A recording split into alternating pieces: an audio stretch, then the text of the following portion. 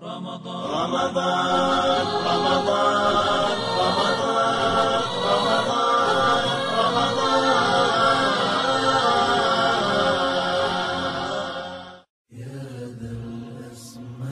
le Ramadan, qui est le mois du Coran, le mois du pardon et de la miséricorde, le mois du jeûne, le mois des prières nocturnes, le mois de l'amour et de la fraternité des musulmans approche. Ce mois est à la porte. Ce mois dans lequel les portes de l'enfer sont fermées et les portes du paradis ouvertes. Allah Azza wa Jalla nous explique le but de Ramadan dans Surat al-Baqarah, Surat 2, verset 183, en disant يا أيها الذين آمنوا كتب عليكم الصيام كما كتب على الذين من قبلكم لعلكم تتقون. Ô vous qui croyez, c'est un appel aux croyants. Ô vous qui croyez, Allah vous a prescrit le jeûne comme il l'a prescrit aux communautés qui vous ont précédé, afin que vous atteigniez la piété. Voilà le but de Ramadan. C'est aussi que tu te trouves là où Allah veut et tu t'éloignes des endroits qu'Allah déteste. Ça, c'est quelqu'un de pieux. Allah, il aime que tu sois à la mosquée, tu es à la mosquée. Allah déteste que tu vas dans des pubs, chicha, dans des boîtes de nuit, tu n'es pas là-bas. Il s'agit du mois pour lequel on se prépare bien, très très bien. Et pendant ce mois, tu dois être comme tu ne l'as jamais été. Ce mois, je veux que tu sois plus que motivé. Je veux que tu te transformes. Ce mois, c'est le tremplin de la foi. C'est le tremplin du iman. De plus, dans ce mois, il y a une nuit cachée qui vaut mieux que 1000 mois. Il s'agit de la nuit du destin ou de la valeur. Si Allah te fait vivre jusqu'au mois du Ramadan, sache que c'est une grâce de sa part. Donc tu dois être heureux. Tu dois accueillir ce mois avec une joie. Car on ne sait pas si nous serons encore là l'année prochaine. Mes frères et sœurs, je veux que chacun de nous sacrifie dans l'adoration pendant le mois du Ramadan. Comme le martyr a sacrifié sa vie pour Allah Azza wa Jal. Le Ramadan est un combat et je vous propose que l'on se transforme pendant ce mois en cavalier. Mes frères et sœurs, dans toute bataille, il faut être prêt à faire des sacrifices. Tu ne peux pas gagner dans les deux tableaux. Tu ne peux pas vouloir l'au-delà si tu es encore attaché à ce bas monde. Il faut que tu fasses un choix. Si tu veux l'au-delà, fais des sacrifices. Sacrifie ce bas monde.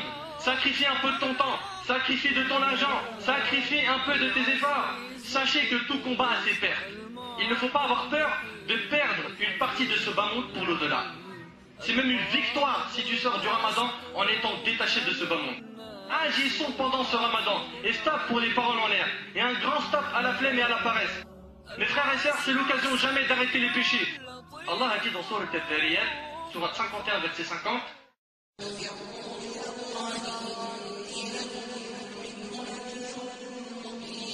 Fuyons vers Allah en faisant ce qu'il aime, car il n'y a que lui, subhanahu wa ta'ala, qui peut nous protéger de son châtiment. Il faut que nos cœurs soient les plus attachés à la religion. Pendant le Ramadan, je vous rappelle qu'en tant que cavalier, nous allons devoir combattre pendant 30 jours. 30 combats. Ça veut dire qu'on a 30 combats contre soi-même, car le diable est enchaîné. Il n'y a plus de diable pendant le Ramadan. T'as un seul diable à tuer, c'est celui qui est à l'intérieur de toi-même. T'as 30 jours pour le mettre KO. Vas-tu le mettre KO dès le premier jour? Dès le 10e jour? Ou plutôt, comme chaque année, tu vas ressortir vaincu par ton nefs, vaincu par ton diable. Et rebelote, tu retombes dans les péchés. Visez haut, il nous reste que quelques heures. Vise haut. Me dis pas, je vais me contenter d'écouter, faire ce que je peux, je vais jeûner. Non, lève la barre haute. Essaye dès maintenant de prévoir, de faire énormément de bien. Lis le Coran, visite les malades, fais la da'wah, transforme-toi en un instrument utile pour cette communauté. Fais des aumônes, sois bon envers tes parents, envers les musulmans et même avec les non-musulmans afin de les appeler à l'islam. Et on t'invite à jeûner même si tu ne pries pas. Et tu seras jugé pour chacun des deux. Et fais très attention. Et ne sois pas bête en disant si je prie pas, ça sert à rien, je jeûne. Fais l'inverse. Dis si je jeûne, Inch'Allah, je vais prier. Prends des décisions pendant ce mois-là de lire le Coran en entier. Prépare une somme d'argent pour les sadaqat, les aumônes que tu vas faire pendant Ramadan, pour nourrir les pauvres.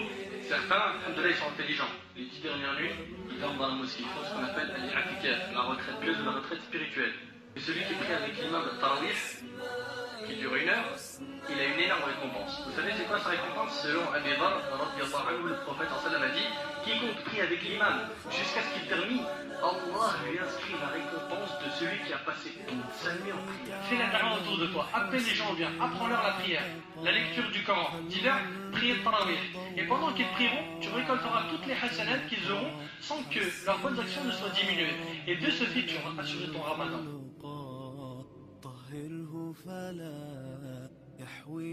Selon Ibn Abbas, le prophète a dit, une umrah, le petit pèlerinage, fait au cours du ramadan, équivaut au grand pèlerinage, un hajj ou un pèlerinage en ma compagnie, rapporté par après les musulmans. Celui qui fait une umrah pendant le ramadan, c'est comme s'il avait fait le hajj avec le prophète.